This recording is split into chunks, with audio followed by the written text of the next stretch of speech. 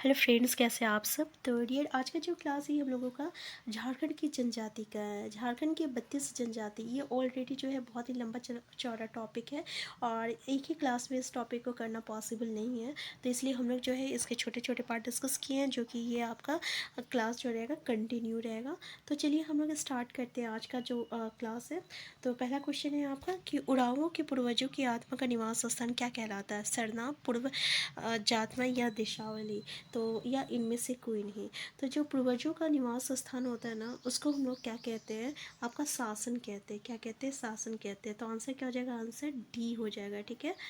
Next question है आपका, dash उड़ाऊ जनजाति के युवक और युवतियों के शिक्षण प्रशिक्षण के लिए महत्वपूर्ण सामाजिक संस्था है। तो देखिए इसका करेक्ट आंसर क्या हो जाएगा? गोटुल, धुमकुड़िया, गीतियोरा, इनमें से कोई नहीं। तो धुमकुड़िया वर्ड तो आप सुने होंगे। तो धुमकुड़िया जो है ना, ये आपका उड़ाऊ जनजाति के जो शिक्षण प्रशिक्षण के लिए एक महत्वपूर्ण सामाजिक संस्था है। और यहाँ पे युवक युवतियों को जो है गीत, संगीत, नृत्य और शिकार, इस तरीके के जो भी जनजातीय रीति रिवाज है ना, उनके उनके परंपरा का जो है शिक्षण और प्रशिक्षण दिया जाता है।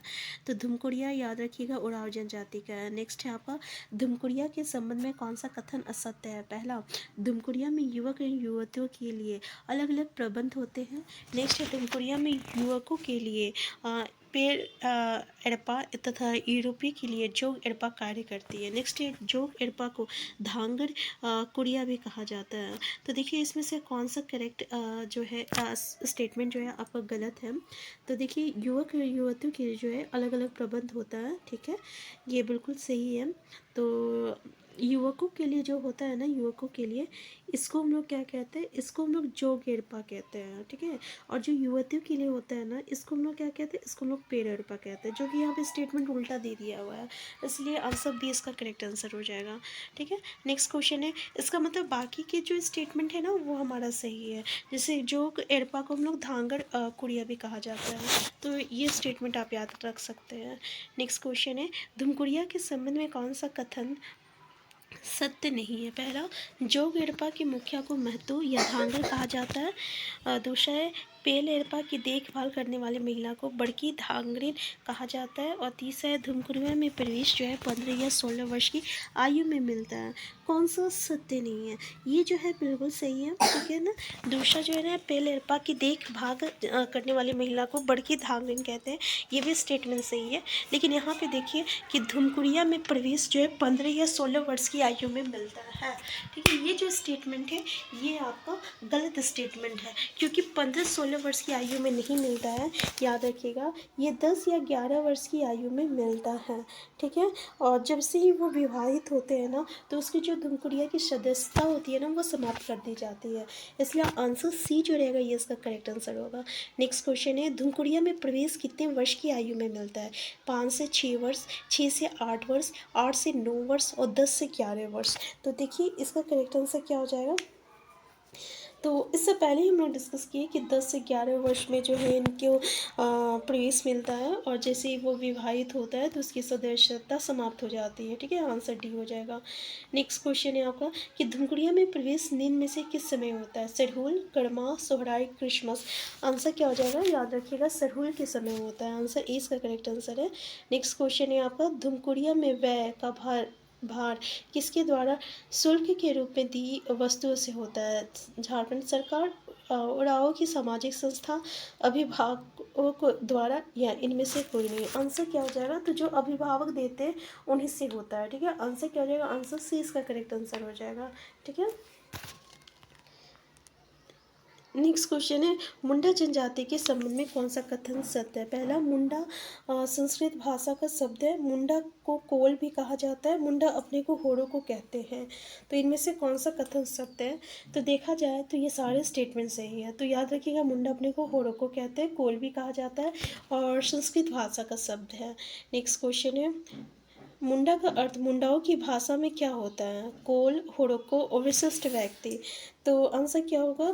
तो याद रखिएगा, मुंडा का अर्थ मुंडाओं की भाषा में अगर देखा जाए, ठीक है ना, तो याद रखिएगा एक विशिष्ट व्यक्ति, मतलब विशिष्ट व्यक्ति को कहते हैं। नेक्स्ट क्वेश्चन है, निम्न कथनों में से कौन सा कथन सत्य है? पहला, मुंडा कहे जाने से मुंडाओं को कोई आपत्ति नहीं थी, उनकी भाषा में इसका अर्थ होता था विशिष्ट व्यक्ति। मुंडा शब्द का विशेष अर्थ होता है गांव का प्रमुख। मुंडा झारखंड की तीसरी संवैधानिक जनसंख्या वाली जनजाति है। तो भाई ये बिल्कुल सही है कि तीसरा जो है संवैधानिक आपका जनसंख्या वाली जनजाति है। पहला जो है संथाल जनजाति है, दूसरा उरांव है, तीसरा मुंडा है, चौथा हो जनजाति है। बाकी ये भी जो है हम लोग देख चुके हैं, ये भी बिल्कुल सही है। तो आंसर डी इसका जो रहेगा करेक्ट आंसर हो जाएगा। नेक्स्ट क्वेश्चन है, मुंडाओं का सबसे सघन जमाव किस जिले में है? यानी सबसे ज़्यादा किस जिले में है? आपका रांची, पलामू, हजारीबाग, सिंहभूम। तो याद रखिएगा मुंडा जनजाति जो है सबसे ज़्यादा जो है आपका रांची में है। सबसे ज़्यादा कहाँ है? रांची में है। ठीक है, याद रखिएगा। नेक्स्ट क्वेश्चन है, मुंडा जनजाति का संबंध निम्न में से किस प्रजातीय समूह से है? तो हम आपको बताए थे ना कि जनजाति से आपको क्वेश्चन हमेशा देखने को मिलेगा, या तो जनजाति की बात करें या तो भाषा की बात करें। तो बस इसको जो है आज की क्लास में उम्मीद करते हैं कि आपसे ये टॉपिक जो है आपके लिए हमेशा हमेशा के लिए क्लियर हो जाएगा। देखिए हमारी झारखंड की जो जनजाति है ना, ठीक है, इसको दो भाषा में हम लोग डिवाइड करते हैं, विभाजित करते हैं।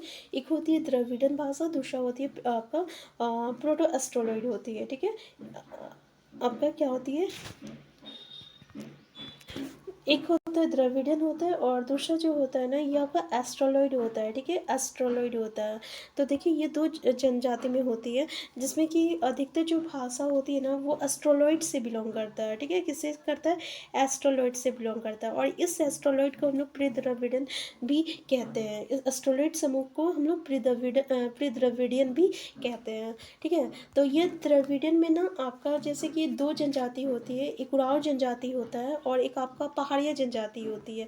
ठीक है, पहाड़िया जनजाति में जैसे कि मालतो हो गया, शौर्य पहाड़िया हो गया, ये सब आपको देखने को मिलेगा। तो ये सिर्फ द्रविडियन में आता है। इसके अलावा जो भी आपकी जनजाति देखने को मिल जाए ना वो एस्ट्रोलॉइड समूह में आता है। एस्ट्रोलॉइड समूह में आता है, मतलब एस्ट्रोलॉइड यहाँ दिया हुआ नहीं है, तो हम लोग प्री द्रविडियन कह सकते हैं, क्योंकि एस्ट्रोलॉइड समूह को ही हम लोग प्री द्रविडियन समूह भी कहते हैं। और ऐसे ही अगर हम लोग दिखाया जाए तो उरांव जनजाति का जो भाषा होती है ना ये कुडुक होता है। क्या होता है? कुडुक होता है।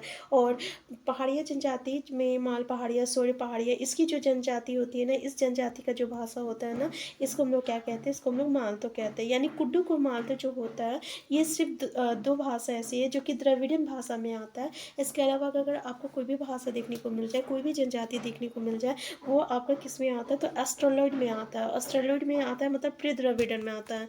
इसका मतलब हम लोग कह सकते हैं कि मुंडा जनजाति है ये आपका प्री द्रविडियन में आता है। ठीक है, तो एस्ट्रोलॉइड को ही हम लोग प्री द्रविडियन कहते हैं। ठीक है, तो आंसर बी इसका करेक्ट आंसर हो जाएगा। इसके लिए आप एक वर्ड याद कर सकते हैं, उपद। उपद मतलब होता है उड़ाव, प मतलब होता है पहाड़िया, द मतलब होता है द्रविड़। यानी उड़ाव और पहाड़िया जो है ये आपका द्रविड़ में आएगा। इसके अलावा अगर आप कोई भी जनजाति देखने को मिल जाए, ठीक है ना, तो वो आपका प्री द्रविडियन प्रजातीय समूह से आता है, मतलब एस्ट्रोलॉइड समूह से आता है। जबकि उपद उड़ाव का जो भाषा है ये कुडुक है और पहाड़िया का जो भाषा है मालतो है। तो बस कुडुक और मालतो जो है ये आपका द्रविडियन में आएगा। इसके अलावा अगर कोई भी भाषा देखने को मिल जाए तो आपका एस्ट्रोलॉइड से आता है, मतलब प्री द्रविडियन समूह से है। ठीक है, तो आंसर क्या हो जाएगा? हमारा आंसर बी हो जाएगा। उम्मीद करते हैं कि ये चीज़ आपको क्लियर हो गया होगा। ठीक है, नेक्स्ट है, मुंडाओं की युवा गृह को क्या कहा जाता है? गीतियोड़ा, धूमकुड़िया, टंडा और कोड़वा। इससे पहले हम लोग डिस्कस किए थे आपका किसके बारे में? उड़ाव जनजाति का। तो उसका जो युवा गृह था उसको हम लोग धुमकुड़िया कहते थे। ठीक है, तो मुंडा का जो युवा गृह होता है ना उसको हम लोग गीतियोड़ा कहते हैं। क्या कहते हैं? गीतियोड़ा। इसमें जो मुंडा की जो युवती होती है ना उसी को शिक्षण और प्रशिक्षण जो है दिया जाता है। नेक्स्ट है, मुंडाओं में विवाह को क्या कहा जाता है? सेवा विवाह, क्रय विवाह, एरंडी और हट विवाह। आंसर याद रखिएगा, एरंडी कहते हैं। ठीक है ना, और मुंडाओं में कुछ विवाह जो होती है प्रचलित होती है, उसका अलग अलग नाम है। जैसे हम लोग कह सकते हैं आयोजित विवाह होती है, राजी खुशी विवाह होती है, हरण विवाह होती है, सेवा विवाह होती है, हट विवाह होती है, सगाई होता है। ठीक है, तो ये सब चीज़ें होती है। नेक्स्ट क्वेश्चन है आपका कि मुंडाओं में विवाह का संवैधानिक प्रचलित रूप निम्न में से कौन सा है? आयोजित विवाह, राजी खुशी, हरण विवाह, सेवा विवाह। ठीक है, तो देखिए जो संवैधानिक प्रचलित विवाह जो होती है ना ये आपका आयोजित विवाह होती है। कौन सी विवाह? आयोजित विवाह होती है। ठीक है, तो आज का क्लास हम यहीं तक रखते हैं, क्योंकि जीके जो है ऑलरेडी बोरिंग सब्जेक्ट होता है और हमें इसे बोरिंग नहीं बनाना है, इसे इंटरेस्टिंग तरीके से करना है। और इसके लिए बस अभी एक ही उपाय है कि आप इसको छोटे छोटे पार्ट में आप कीजिए। इससे अच्छा क्या होगा कि आपको अच्छी तरीके से जो भी पढ़िएगा आपको अच्छी तरीके से याद भी हो जाएगा। हम फिर मिलते हैं नेक्स्ट क्लास में। अगर आप चैनल में नए हैं, चैनल को सब्सक्राइब कर दीजिएगा। वीडियो हेल्पफुल होगा तो लाइक शेयर करना मत भूलिएगा। Thank you.